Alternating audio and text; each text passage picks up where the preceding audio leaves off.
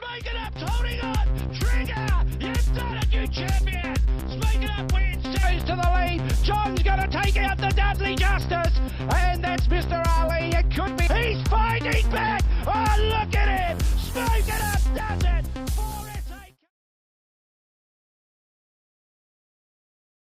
Welcome again to another big 30 minutes of mobile rolling. We've got Lachie Stace was roaming the Yearling sales on Sunday. We've got the SA Cup to discuss. And Liz and Toby Ryan will be doing vet talk. And to my left, of course, I've got Jimmy Jacques. Welcome, Jimmy. Rocky, yeah, look, spectacular night of racing at Globe Derby. Obviously, the big prang is what everyone's been talking about. Two of our major drivers. We had Paul Cavallaro here last week, and now he's in hospital this week. Reports I've had that he's had major stitches to the inside of his mouth and the outside where he's lacerated that badly as well. He smashed his wrist. That has to be operated. They're holding the operation at this stage. And, you know, obviously our thoughts are with him. Gee, he got a lot of air, didn't he? He got way up in the air. And Danny Hill fractured leg, the tibia, and Danny's been fixed and she's back home now, and she's telling everyone she'll be back in 8 weeks. 8 weeks. Even though the doctor said it'll be 6 months, so we'll see. Yeah, and now that we finally know they're both safe and as well as can be. With Cav, you know, if you chucked him a footy, it would be Mark of the Year, wouldn't it? Oh, yeah. Barry Robin had nothing on him in the similar colours, a bit of... But, look, our thoughts, obviously, with them. The really good part that came out of it, I suppose, all three horses that fell, superficial injuries, nothing wrong with the horses at all. I spoke with David Thewen and Peter Lawrence, the operations managers of Harness Racing SA. They will run the Derby on the 9th of March. Yeah, that's good. All horses that raced in the Derby get priority. Andy Gaff, he feels that he probably won't come with his horse for the Derby because it's a big night of racing at Melton. As far as the Trotters are concerned, he's got to concentrate there after McLovin winning the Trotters Cup and, of course, having the Inter-Dominion Trotter as well. So priority will be for those horses that raced in the Derby. If they need to fill in gaps, it'll be 1 or 2 gaps that'll be left there for someone else to come along. Oh, that's good. And we've got... need to mention Aaron Bain Racing has set up GoFundMe pages for both Danny and Cav. Danny, of course, wants hers donated to Team Teal. Cav, we just want to help out and try and get some of the medical expenses paid. So it's a great thing. It's a really good opportunity, I reckon, for the community to come together and not just support with a pat on the back, but if you've got $5 or $10 to spare to donate it to the causes, I think it's the great thing that he's set up. And I know that Wayne's donating money for every drive that he has for Danny's team. And I know that Aaron will give his winning training percentages to Team Cav. So it's a good opportunity for us to really show that, yes, we are a community that has a real crack at this. Yeah, no, it's good. It's amazing. Like, out in the track, they're at war. They're trying to beat each other, but when they're off the track, they're all good mates. And that's always been the way with harness racing. And, you know, take our hat off to those people. They're great support. Now, there's a big elephant sitting over there, by the way, mate, that says, what about your tip in the cup? My tip in the cup? Yeah, couldn't win. Tez Cora? Couldn't win. The winner. The winner. No, I didn't say that. I said on its run at Maryborough it can't win. So you're not listening to what I said. I said on its run at Maryborough it can't possibly win. On its performances before with Mark Purden and Natalie Rasmussen it can. It was terrific, and it did. Wasn't it? And look, I spoke with Brent Lilly and I asked him, you know, what happened, what did I miss at Maryborough? He said, you missed nothing. He said, you missed nothing. He said, we were a bit concerned, but he said he believes that the horse acclimatised a little bit longer being in Australia, going from New Zealand to the very hot weather. I'd like to see the replay of that. I don't think I said it couldn't win. I think I said it couldn't win on its Maryborough run. About Emain Macca? That was a outstanding run. Would have been a great end to a night for the Hills, wouldn't it, just for Wayne to get over the line, but gee, it ran out of its skin again. He did really well, look, Scoey's a pretty good trainer. He has been for a long time, Greg Schofield, and he had good speed to get across and lead. We thought that was an option, that he may be able to get across Sicario, which he was able to do so, and he ran very well, and I think Scoey and the team are really happy with the performance of Emain Macca. Well, your tip was good too. I actually thought it was a more than better chance than most at the 400. It was travelling behind those three up the front, and it was a really good run test scorer. Yeah, look, I think his winning chance would be if Sicario was able to hold Emain Macca and sit behind the leader, but when he was 3 back the inside, I felt in the run place chance was the best for Ted Scorer. Look, he battled on okay. He didn't disappoint, but he didn't set the world light either. Yeah. And our other guest last week, of course, we put the markers on him as well with Sicario that got a bit keen and a bit fierce and finished down the track as well. Oh, Zadaka, came out quick, but look, same thing. He had to acclimatise to Australia weather as well, but we'll see what happens with him in the future. Yeah, but it was a great night, wasn't it? It was outstanding racing. Good to see He's a Ladies Man win. That was one of our guests, so Lane got Johnson. one over the line. Yeah, so that was good. Yeah, you just got to follow the show, pure and simple. Mobile rolling, the winners keep rolling in, and even though you tipped to say no, you can't win. All right, after the break, we'll cross to Lachie at the Yearling sales. Pronto United Finance provides a professional, friendly and personalised service, offering competitive consumer lending solutions for whatever your current lifestyle finance requirements may be. We offer secured and unsecured loans for all types of items and occasions, large or small. It might be for a car or motorbike, a boat, a jet ski or caravan, and even horse floats. It might even be for a holiday or wedding. Contact us today, get your pre-approval in place and your mind at ease. Pronto United Finance, putting your personal needs first. Welcome back to Mobile Rolling. We're at the 2019 Allwood Stug Farm SA Yearling Sales. I'm joined by Mark Commodore from Ben Stug Standardbreds. Now, Mark, a very big welcome. Thank you very much. Great to see you here in Adelaide. You have 6 locks in the Yearling sale. Yep. It must be great to be here. What do you think of the concept of the Allwood Stug Farm Yearling sale? I think it's a great concept. I think probably the sale with 40 lots and then the non-sale entries gives you a great opportunity for the race series. So I think it's been a great concept. Well, the race is going to be run. Well, we're going to have our first 2-year-old race this year in June from last year's sale, and of course the locks in this year's sale will run next year in late February. It's great to attach a race to this sale and get people involved, isn't it? Yeah, absolutely. Anything we can do to promote the sport is fantastic, and give everybody an opportunity to have a win. Yeah, absolutely. So what would you say to someone who's thinking about getting involved? Would you think this is a correct way to go through the sale and start ownership that way? Yeah, I think so. You probably just need to identify a trainer to give you a bit of a hand, but absolutely, it's a great way to get started. Well, you have, as I said, you have 6 locks on display today, locks 10, 13, 17, 21, 26 and 31. Now, tell us a little bit more about some of those locks and which one stands out in your eye. Okay. The lot 10, our Rock and Roll Heaven colt, he's just a really cruisy horse. He's a nice type. He's been a pleasure to deal with the whole way through his weaning and his yearling prep. Lot 26, our Lust Over our colt. He's a really nice moving. If anybody's seen the videos that we've had up, he's been a fantastic moving horse. I think he'll go on, and he's got a great attitude as well. He's got quite an iron will, if you like, which I really like about him. The 6 horses, the 5 colts and the 1 filly we've brought across are all fantastic types. The filly's a sensational type. She's a nice, big, strong filly. And they've all been a fantastic, animals to prep. Well, tell us a little bit more about yourself, Mark. How did you get involved with Ben Stug Standardbreds? Okay, Ben Stud's a family business. Father-in-law and brother-in-law started the business probably 12 or 13 years ago. I had my own business outside of the family business, and then 3 years ago we sold up and bought into the family business. Being married to Pete's daughter, and it's great because everybody's working towards one goal, Yeah, exactly. And they're fantastic people, so it's been good. Well, Mark, we hope you have enjoyed your stay here in Adelaide for the Yearling sale. We hope you enjoy the rest of your day, and we thank you for coming on Mobile Rolling. No worries. Thank you very much. Well, we're still here at the Yearling sales, ladies and gentlemen. I'm here with Annie Doulton, the better half of Clive Doulton. Annie, welcome back here to Adelaide. Thank you very much. We really like to come over and try and help and support over here.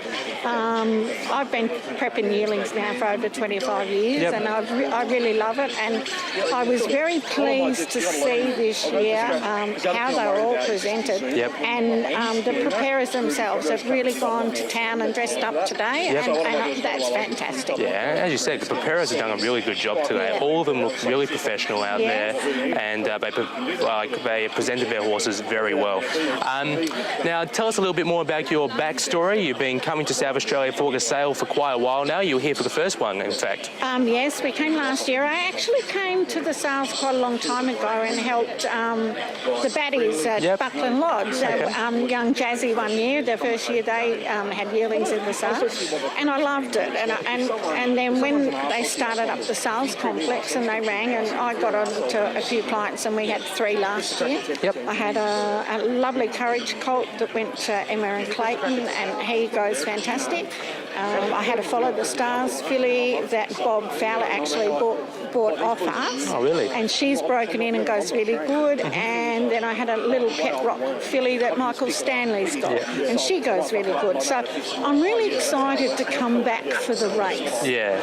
Because when you deal with the babies themselves, when you see how they go and they get broken in and you know they're going all right, to be able to come back and say, wow, look at exactly. this. And that's what it's all about. And watch them mature into an actual racehorse is just fantastic to watch.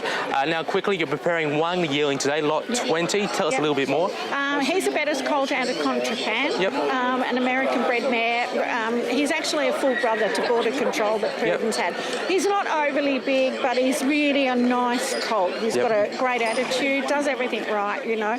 And for these people, for this $100,000 race, they've really got to look at something that'll jump and run. Exactly. Especially now they've moved the sale early. So, you know, he's just your typical 2-year-old.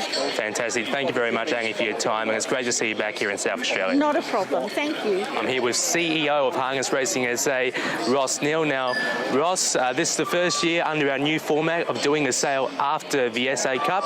So far, it's been a success. Well, it seems to be, Lachie. Yes, it's good to have the two together, and I think that's something we're going to be looking at doing moving forward.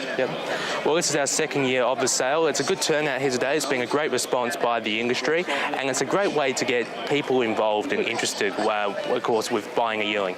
Absolutely, and the presenters have done a great job in presenting their horses in a really great condition, and the buyers hopefully will appreciate that, and we'll have some spirited bidding shortly in the ring. We've also had our Ambassador Gareth Hall on course here today. Well, at the sale, he's done a fantastic job so far, and it's great to have a big name like Gareth from Sky Racing involved.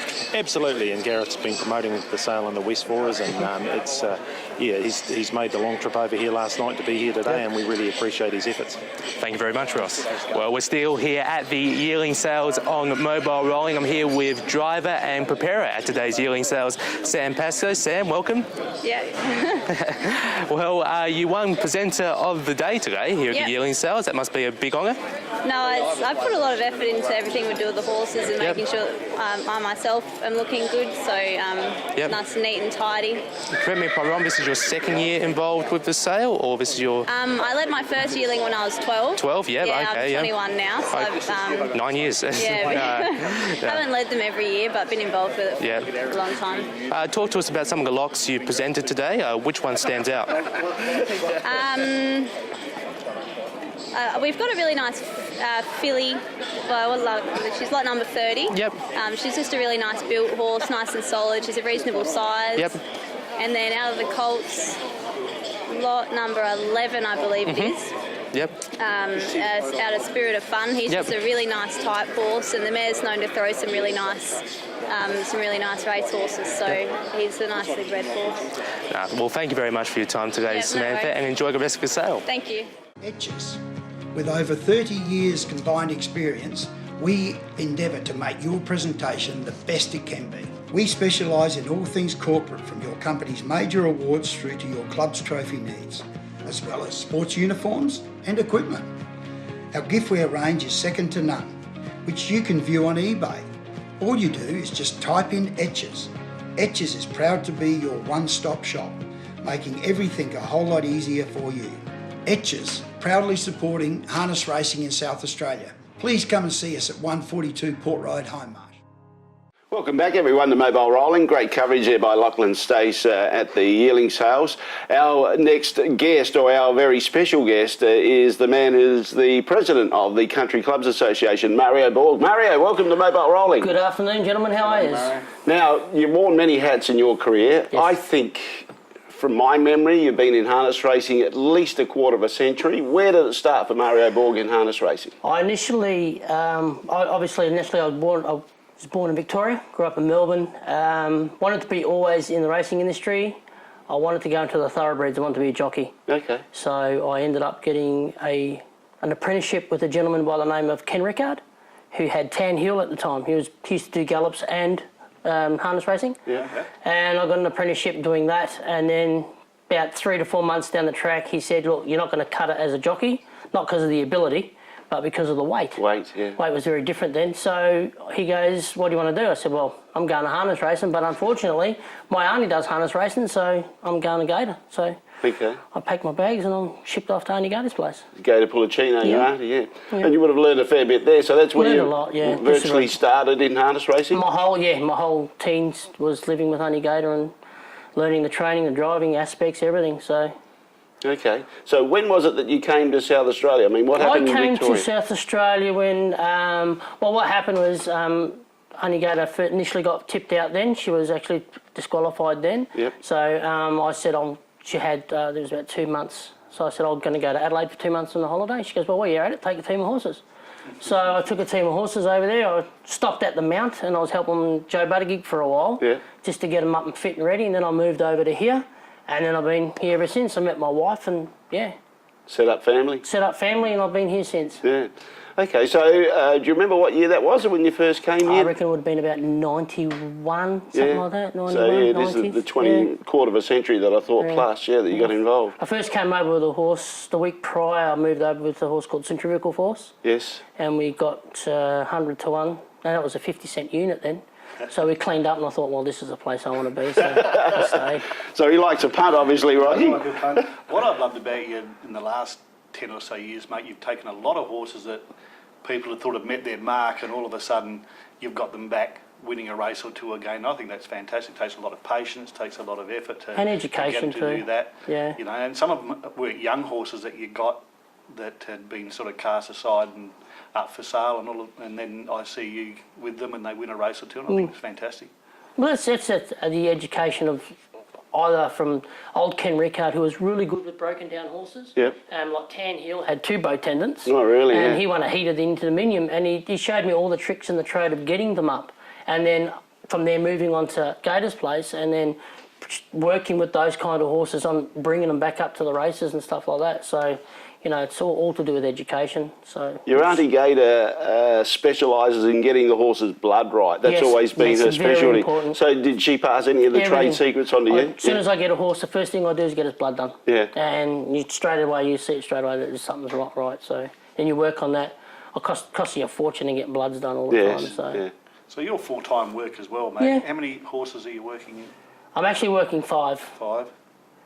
I've got a few more at home, but I'm actually working 5. So I've got Stallion, Cullen's Legacy, a couple of brood mares, and a little 2-year-old trotter, so just educating. So I've got 5 in work. A little bit more than what you promised your wife you were going to work, I heard. Yeah, 3. 2 to 3. When I came back, because I walked away from the game for a while, with work commitments and stuff like that, it was too hard and family commitments. So when I came back, she goes, well, how many do you want to work? I said, maybe 2 or 3. So, yeah, but that's... You know what it's like when you've got horses. We were never good at counting, mate. No, we weren't good at that.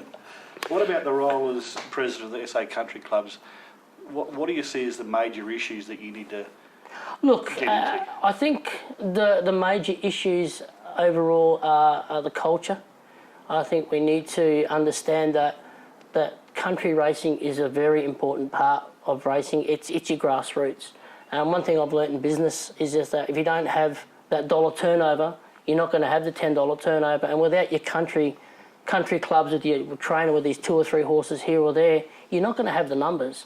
And people just ain't going to want to travel to one place all the time. So we need to understand that we need country tracks, we need country racing, and then your numbers will build up. That's part of But there's a lot more issues there. So it's a bit difficult because the way that harness racing is formed, not only in South Australia but Australia-wide, they've been wanting to eliminate all these minor, what we call minor country tracks where they only race so often. I mean, here in South Australia, you know, Whyalla used to race a lot more than what they do now.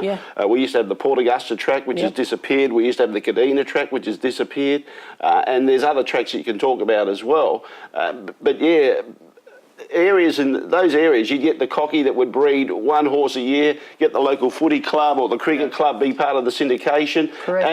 But then if they're only racing like once or twice a year instead of the 7 or 8 times that they used to, then they stop that. They stop that, and that's correct. And it's like with say Strathalbyn, which I'm a committee member on there as well, is that, you know, they hardly ever raced. And, you know, you go there now and they're having 3 meetings. You'd probably like to see a bit more meetings. But you look at the place and you've got those few more meetings, the track's in a great condition, the people come, and that's what you want. You start getting your locals involved.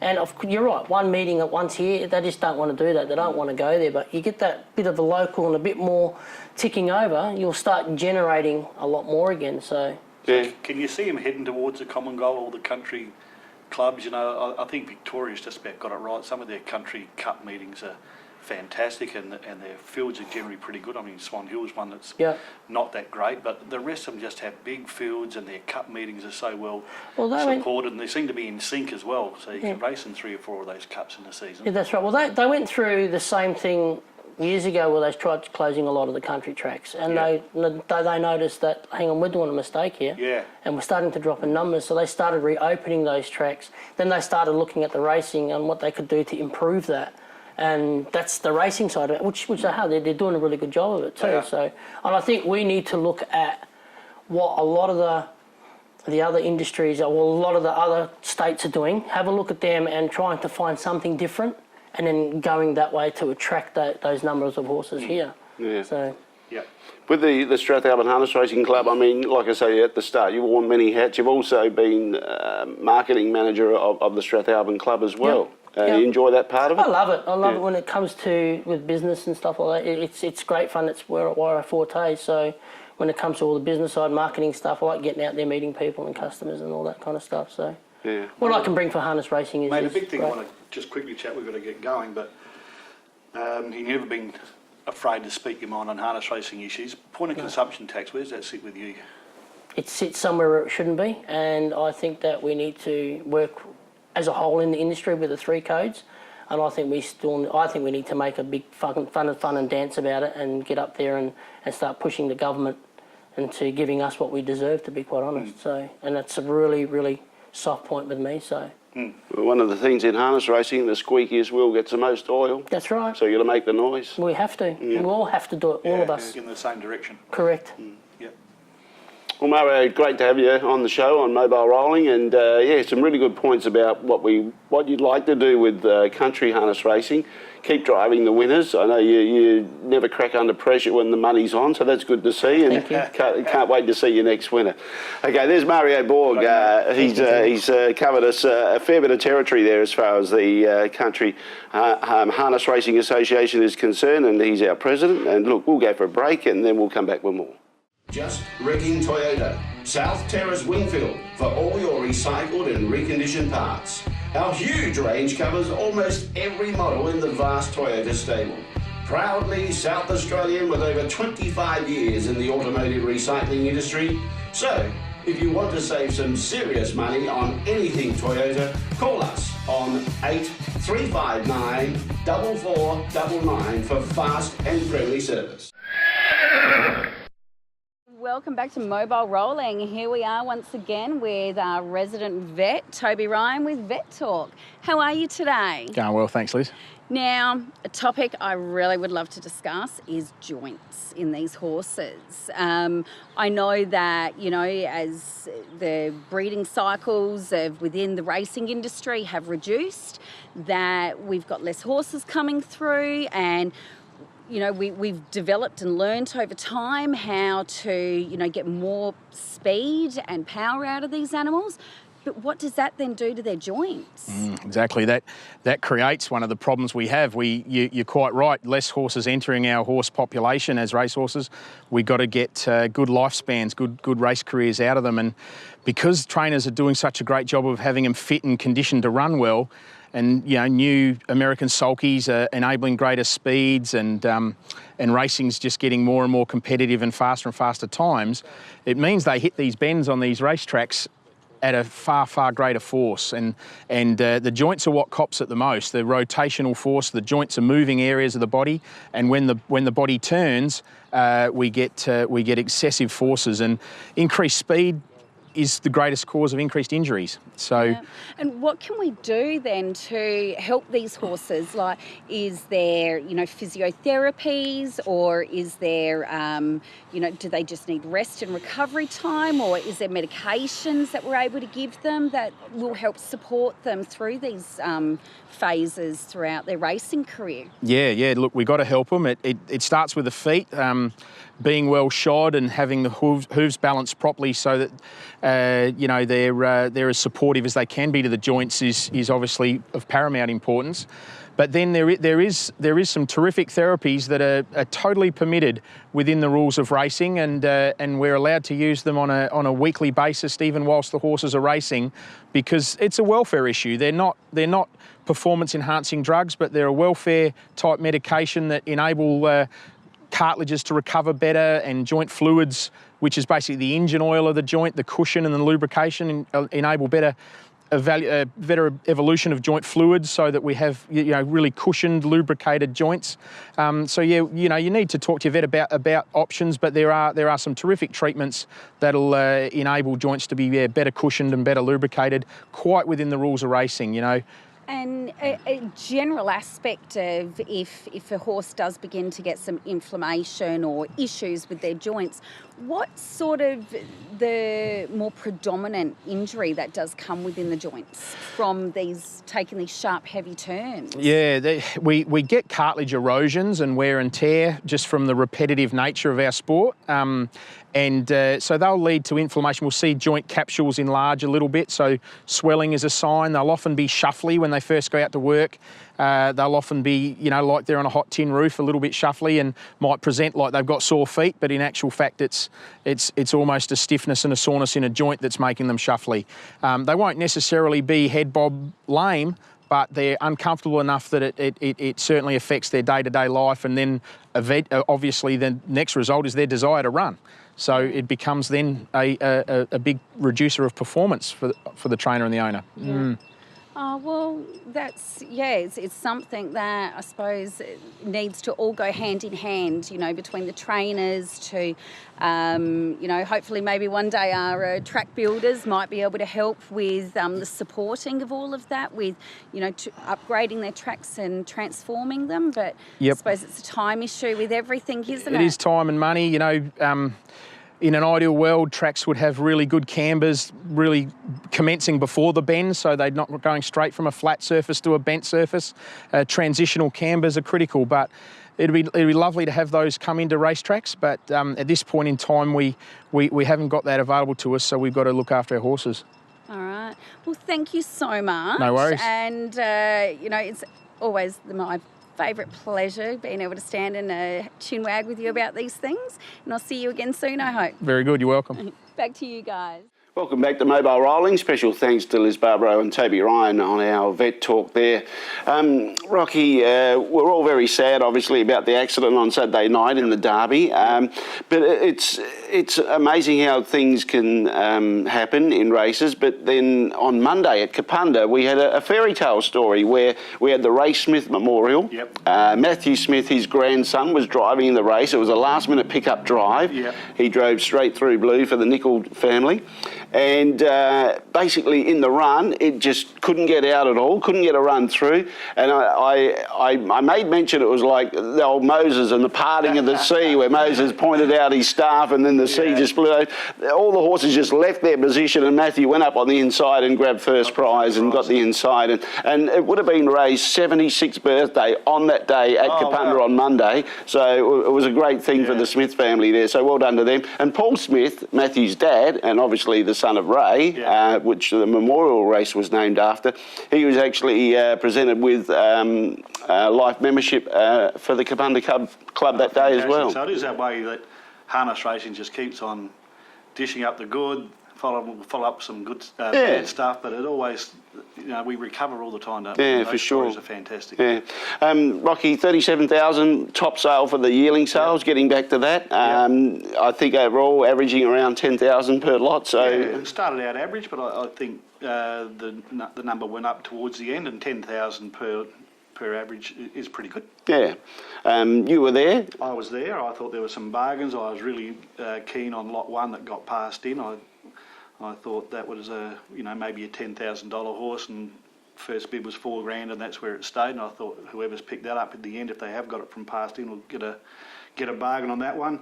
I reckon Les Harding got a beauty. Yeah. He only paid $10,000, which we might think is a lot, but it's the average. And it's a lovely follow the stars out of Holler, and both of those horses had super speed, and I reckon Liz has picked up an early goer there out of the sales. So. Yeah.